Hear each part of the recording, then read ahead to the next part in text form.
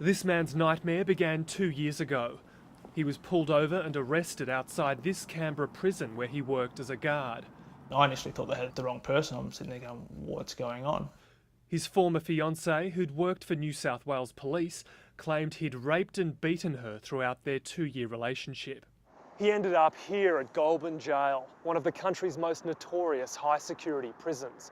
As a former guard, he faced the terrifying prospect of being recognised by a fellow inmate. As a prison guard, you're the worst of the worst on the prison hierarchy. You're worse than a paedophile, you're worse than a police officer. For his own protection, he spent most of his time in an isolation unit. Finally, after 4 months behind bars, the case against him fell apart. His accuser, who can't be named, was convicted last month of making false accusations to the Australian Federal Police. Once you put it all together, it just didn't add up. The case raises serious questions about the conduct of some police officers. Internal AFP documents show one officer was warned he'd become too personally involved with the alleged victim. That officer, who's since resigned, threatened a colleague and pressured another to change her statement in relation to one of the alleged rapes. You got the justice system that threw me away for 4 months on evidence that didn't exist.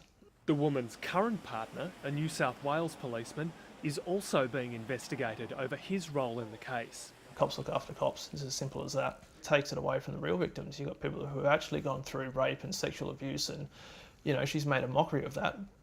The Australian Federal Police declined to answer any of the ABC's questions. Alex McDonald, ABC News.